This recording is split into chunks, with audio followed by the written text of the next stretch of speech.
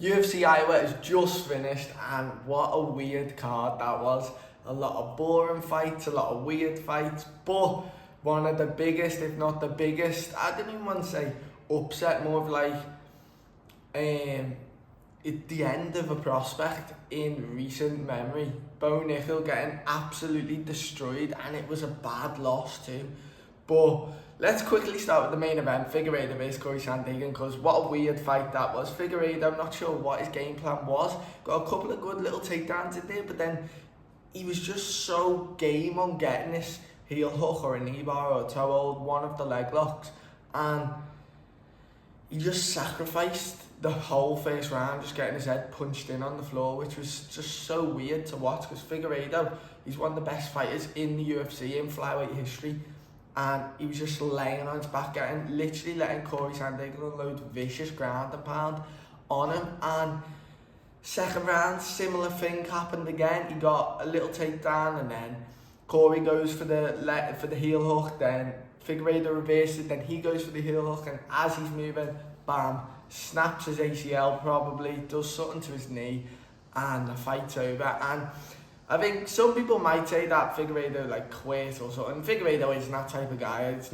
obviously a serious injury, and I'm gutted for him, because he's at the back end of his career. He's like 36, 37.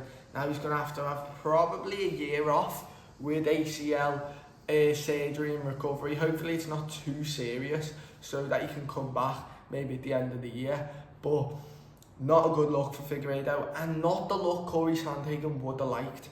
Because I think if Cory Sandhagen would have carried on that performance where he's dominating Figueiredo, he could have easily asked for the winner of Merab Sean O'Malley. When now it's a bit of a weird situation now. Like, do you give him it? Do you not? If Merab wants to stay active, if Merab wins and he wants to stay active, then amazing. If Sean O'Malley wins, I think they'll try and get Umar Nurmagomedov or Peter Yan to fight Sean O'Malley. But yeah, a weird situation for Cory Sandhagen now. I think personally he should probably fight Peter Yan in a rematch, maybe on the Max Holloway vs Dustin Poirier card, or maybe the one in August that will probably get headlined by Pereira and Kalaev. But weird situation for Cory Sandhagen to be in. I'm excited to see what the MMA community think he should do next, because in my opinion, the only reason he should get a title fight is if Merab wants to fight Cory Sandhagen next. Maybe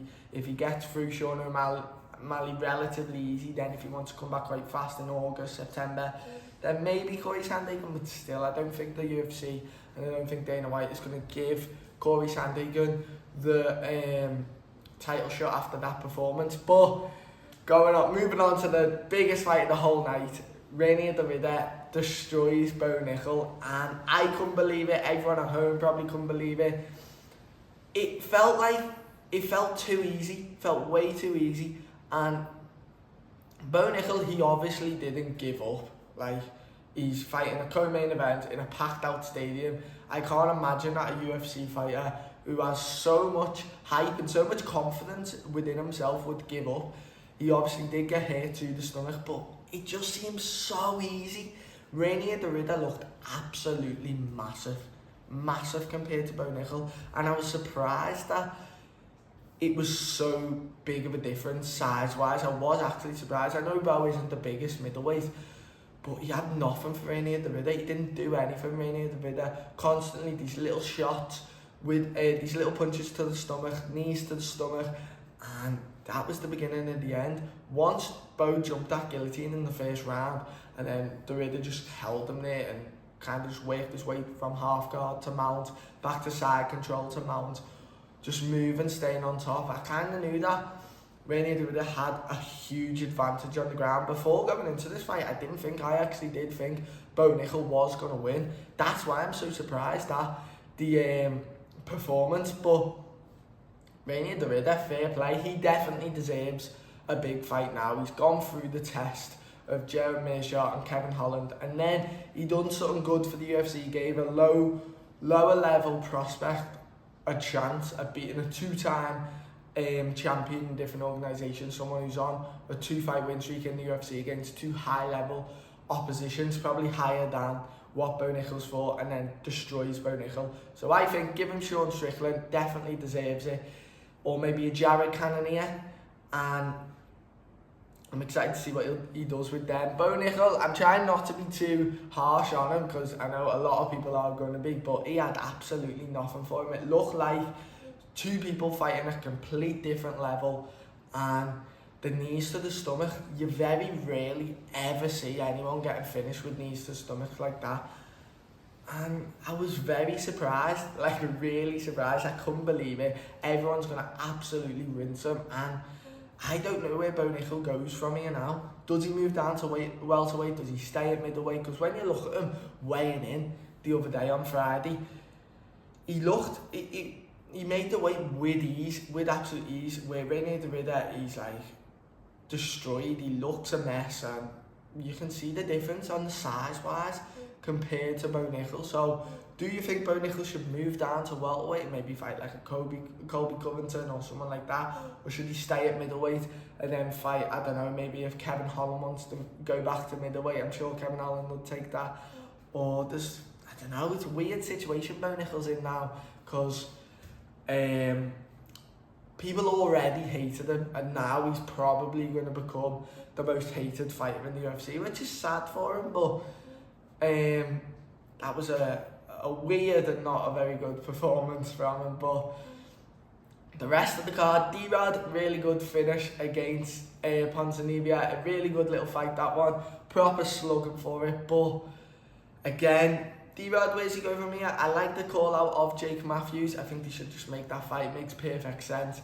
D-Rod doesn't seem to have took that much damage, maybe get them on, again, that Max Holloway card, or they can fight on the August card. I think that's a perfect time to get people around now back, because you don't want to give, especially the people who didn't take too much damage, you don't want to have 7 months off and then you return in November or whenever that is, or December. You want to come back relatively soon when you haven't took much damage, because there's loads of fighters who haven't been booked, so we can get good big matchups for these big pay-per-views that haven't been filled up at all. International Fight Week, the Dustin Poirier Louisiana card, the August pay-per-view. Like, there's loads of fights that can be made. So if you're winning and you win pretty convincingly and didn't take much damage, I think you should just get back in there. The rest of the card was a weird card, not many good fights. The Montel Jackson performance summed it up perfect. I thought Montel Jackson was going to go out, knock Daniel Marcus out with ease, but it was a bit of a boring decision.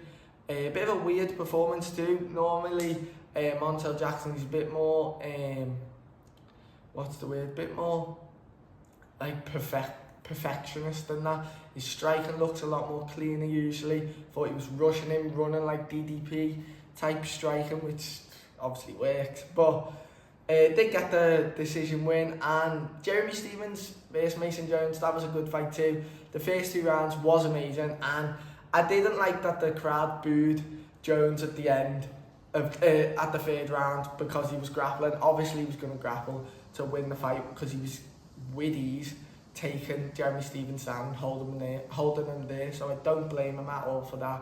But let me know what you think of the card. Who do you think everyone should fight next, especially Bo Nichal? Let me know in the comments, and I will see you later.